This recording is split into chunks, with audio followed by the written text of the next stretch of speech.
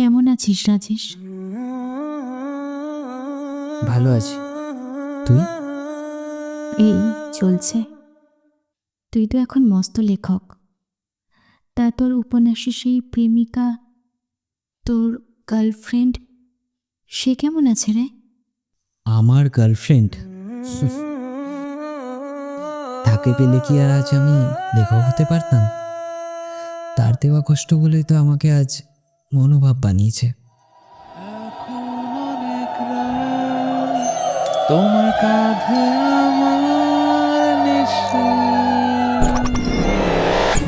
বেঁচে আছি তোমার ভালোবাসা। পৃথিবীর সমস্ত সাহিত্য সৃষ্টির এক স্বচ্ছ দর্পণ হল বাংলা সাহিত্য।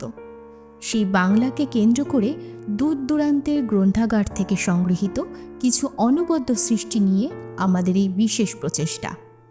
প্রেম, ভয়, হাসি, অভিমান সবেতেই থাকে এক রহস্যের নির্যাস। তাই সেই রহস্যকে আগলে রাখতে আমাদের প্রতিস্থাপন রাহস্যিক। আজ এক ছোট্ট প্রেমের গল্প নিয়ে এসেছি আমরা। আজকের গল্প একটা বন্ধুত্ব, যার ভেতরে লুকিয়েছিল না বলা ভালোবাসা, আর একটা সিদ্ধান্ত যা বদলে দিয়েছে দুটো জীবনের পুরো গল্প। আজ রাহস্যিকে শুনবেন মনোভাবের লেখা ইতিবৃত্ত।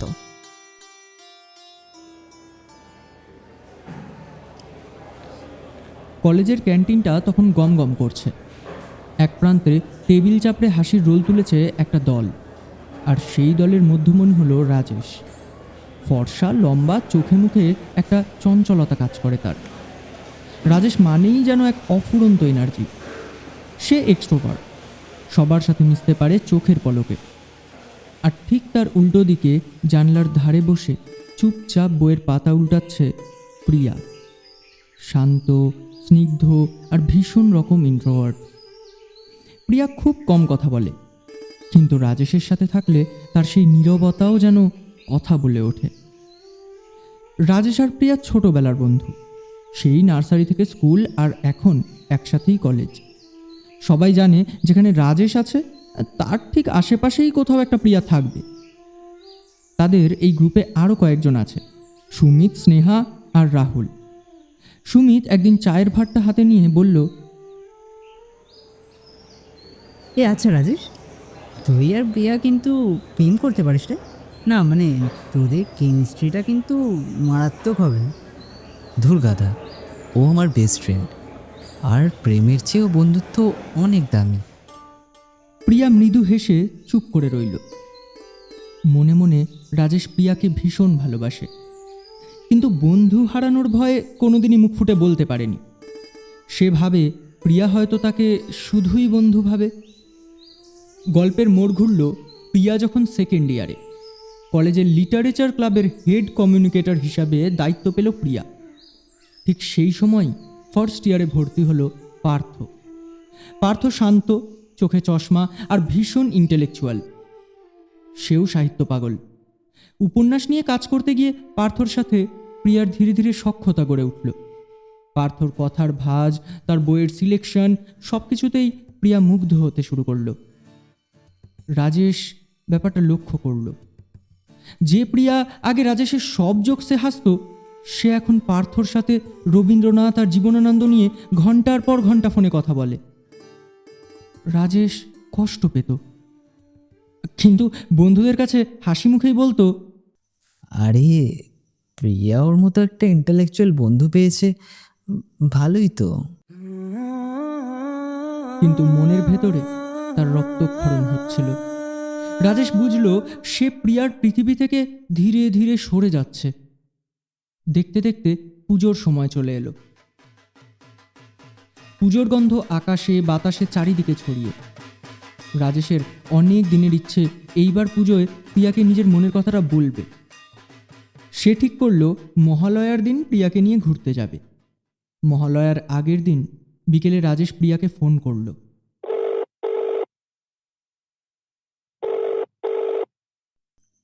হ্যালো প্রিয়া, কাল সকালে কি করছিস রে?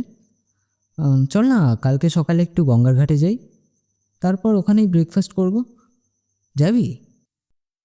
না রে রাজেশ, কাল আমার একটু অন্য কাজ আছে। আসলে বাড়ি থেকে বেরোনো বারণ। সবটা শুনে রাজেশ একটু অবাক হলো, কিন্তু কি করা যাবে, মেনে নিল সবটা। ভাবলো হয়তো সত্যিই সমস্যা। ঠিক আছে। আচ্ছা শোন, পুজোর সময় কিন্তু মিস দিবি না, কেমন? কিন্তু মহালয়ার দিন সকালে ঘটল অন্য ঘটনা। রাজেশের বন্ধু সুমিত তাকে ফোন করে বলল, এ ভাই, তুই না বললি প্রিয়া বেরোবে না? কই, আমি তো এই দেখলাম ওকে আর পার্থকে, ওই তোর কুমোরটুলির ওখানে। দুজনে তো বেশ গল্প করতে করতে ঘুরে বেড়াচ্ছেন। রাজেশ বিশ্বাস করতে পারল না। সে বাইক নিয়ে ছুটে গেল কুমোরটুলির দিকে। দূর থেকে দেখল প্রিয়া পার্থর সাথে হাসছে। নতুন উপন্যাসের প্লট নিয়ে আলোচনায় মগ্ন। প্রিয়া পার্থকে যেন নিজের স্বপ্নের রাজপুত্র ভাবতে শুরু করেছে তখন। রাজেশ আর সামনে গেল না, সে চুপচাপ ফিরে এলো। সে সেই দিনই বুঝল সে প্রিয়ার কাছে এখন অপশনাল হয়ে গেছে।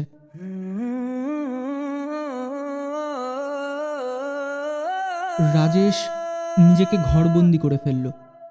যে ছেলেটা পাড়ার প্যান্ডেলে সবার আগে যেত, সে এবার পুজোয় ঘর থেকেই বেরোলো না। ডায়েরির পাতায় তার অব্যক্ত কষ্টগুলো শব্দ হয়ে ঝরে পড়তে লাগলো। পঞ্চমী, ষষ্ঠী, সপ্তমী, আজ অষ্টমী। অষ্টমীর সকাল। প্রিয়া সেজেছে লাল পেরে শাড়িতে। সে পার্থকে ফোন করল। হ্যালো পার্থ, আজ আমরা সবাই অঞ্জলি দেব। তুমি আসছো তো? আমি তোমার জন্য অপেক্ষা করছি। ও সরি প্রিয়া, কিছু মনে করো না বুঝলে। আসলে আমি না আমার গার্লফ্রেন্ড ওই তিতলির সাথেই অঞ্জলিটা দেব। ও না ওই পাড়াতেই চলে এসছে বুঝলে। তুমি তোমার বন্ধুর সাথে দিয়ে দাও না। প্রিয়ার হাত থেকে ফোনটা প্রায় পড়েই যাচ্ছিল। গার্লফ্রেন্ড? কিন্তু তুমি তো কোনোদিনও বলনি। তুমি তো কোনোদিন জানতে চাওনি প্রিয়া। আর তাছাড়া আমরা তো জাস্ট ফ্রেন্ড ছিলাম, তাই না? প্রিয়ার মাথায় যেন আকাশ ভেঙে পড়ল। যে পার্থকে নিয়ে সে সব স্বপ্নের জাল বুনেছিল, তার জীবনে প্রিয়ার কোনো জায়গাই নেই। অপমানে, কষ্টে তার চোখে জল চলে এলো। এদিকে সুমিত, স্নেহা আর রাহুল জোর করে রাজেশকে বাড়ি থেকে টেনে বের করেছে। মণ্ডপে এসে রাজেশ দেখল প্রিয়া এক কোণায় দাঁড়িয়ে চোখের জল মুছছে। হাজার অভিমান থাকলেও প্রিয়ার চোখের জল রাজেশ সহ্য করতে পারে না। সে ধীর পায়ে প্রিয়ার কাছে গেল। কিরে প্রিয়া, তোর চোখে জল কেন? পার্থ আসেনি? প্রিয়া তার কান্না ভেজা গলায় রাজেশকে সবটা খুলে বলল, আর শেষে বলল, আমি কি এতটাই খারাপ রাজেশ? আমাকে কেউ ভালোবাসে না। রাজেশ ম্লান হাসল। এক বিন্দু চুপ করে থেকে বলল, জানিস প্রিয়া, ভগবান অনেক সময় আমাদের খুব মূল্যবান জিনিস আগে থেকেই দিয়ে রাখেন। আমরা সেটা হাতের কাছে পাই বলে তার মূল্যটা ঠিক বুঝি না। আর যখন হারিয়ে ফেলি তখন বুঝি যে আসলে সেটা কতটা দামি ছিল। প্রিয়ার বুকের ভেতরটা যেন ধক করে উঠল। হঠাৎ তার ধীরে ধীরে সব অতীতের কথা মনে পড়তে লাগলো। সেই কলেজ ফেস্টে রাজেশের প্রিয়ার জন্য সিট রাখা, জ্বরের সময় রাজেশের নোটস এনে দেওয়া, প্রিয়ার সামান্য মন খারাপে রাজেশের পাগলামি করে তাকে হাসানো। সে বুঝল সে ভুল মানুষের পেছনে ছুটেছে। তার আসল মানুষটা তো সবসময় তার ছায়ার মতোই পাশে ছিল। কিন্তু ততক্ষণে অনেক দেরি হয়ে গেছে। প্রিয়া নিজের ভুলের লজ্জায় রাজেশের দিকে আর তাকাতে পারল না। সেই ঘটনার পর তাদের মধ্যে যেন একটা অদ্ভুত দূরত্ব সৃষ্টি হলো। প্রিয়া অনুতাপে পুড়ছিল, আর রাজেশ অভিমানে। এভাবেই কলেজের শেষ হলো। চাকরি সূত্রে প্রিয়া চলে গেল ব্যাঙ্গালোর, আর রাজেশ পাড়ি দিল কানাডায়। দেখতে দেখতে 3টি বছর কেটে গেল।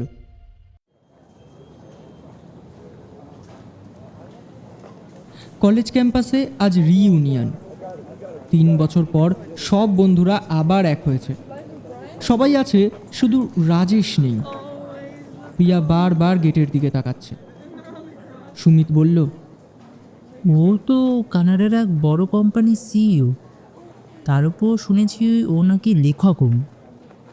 ও কি এইসব ছেড়ে এখন আসতে পারবে? হঠাৎ একটা কালো গাড়ি এসে থামল। দরজা খুলে যে নামলো তাকে চেনা দায়।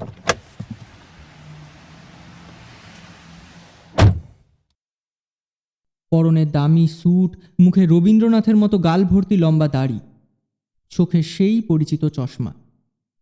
কিন্তু চাহনিতে সেই ছেলে মানুষই আর নেই। এখন আছে গভীর গাম্ভীর্য।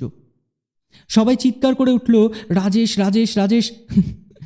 রাজেশ শুধু হাসল, কিন্তু সেই হাসিতে বিষাদ মেশানো। জানা গেল গত 3 বছরে সে কানাডার এক টেক কোম্পানির সিইও হওয়ার পাশাপাশি মনোভাব ছদ্মনামে একাধিক বেস্ট সেলার উপন্যাস লিখেছে।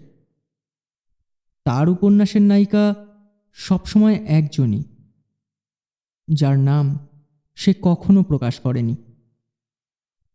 সব বন্ধুরা গোল হয়ে বসল, হাসি ঠাট্টা চলছে। প্রিয়া এক ফাঁকে সাহস সঞ্চয় করে রাজেশের সামনে এসে দাঁড়ালো। কেমন আছিস রাজেশ? ভালো আছি, তুই? এই চলছে। তুই তো এখন মস্ত লেখক। তা তোর উপন্যাসে সেই প্রেমিকা, তোর গার্লফ্রেন্ড, সে কেমন আছে রে? আমার গার্লফ্রেন্ড তাকে পেলে কি আর আজ আমি লেখক হতে পারতাম? তার দেওয়া কষ্টগুলোই তো আমাকে আজ মনোভাব বানিয়েছে।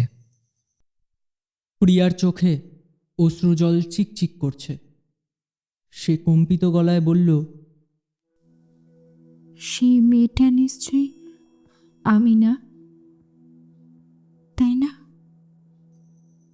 হয়তো হ্যাঁ, কিংবা নাও হতে পারে।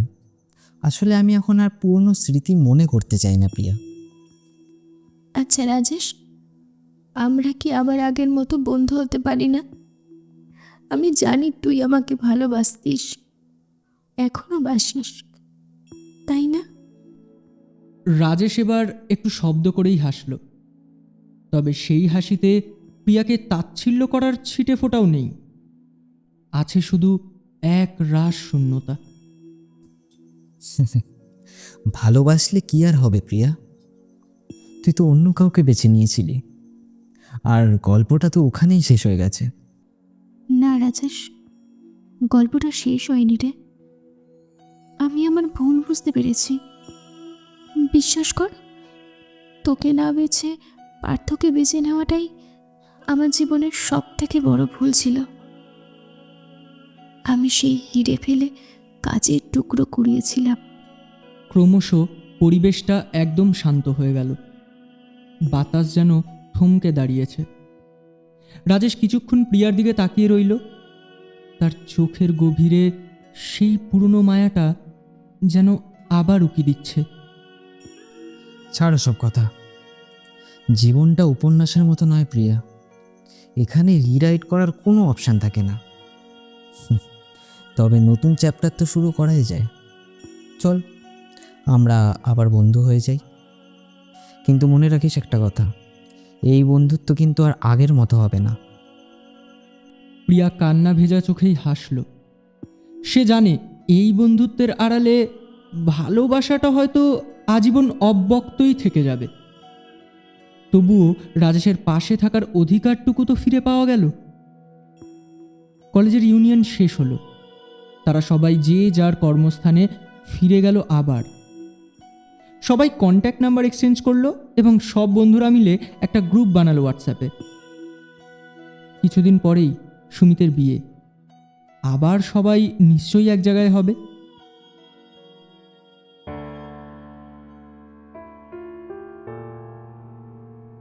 আচ্ছা, এরপরে কোন দিকে যাবে রাজেশ আর প্রিয়ার জীবন? আপনারা এতক্ষণ শুনছিলেন মনোভাবের লেখা এবং শতদ্রুর ডিরেকশনে ইতিবৃত্ত প্রথম পর্ব। দ্বিতীয় পর্ব আসবে খুব শীঘ্রই, তার জন্য সাবস্ক্রাইব করতে হবে রাহস্যিক। আপনারা যাদের যাদের শুনলেন, সুব্রত, তুহিন, সৌরভ, নিবেদিতা এবং আমি সায়ন, অবশ্যই বাংলা পড়ুন, বাংলা শুনুন এবং বাংলা বলুন। শুভরাত্রি সকলকে। ভালো থাকবেন, সুস্থ থাকবেন এবং শুনতে থাকবেন রাহস্যিক।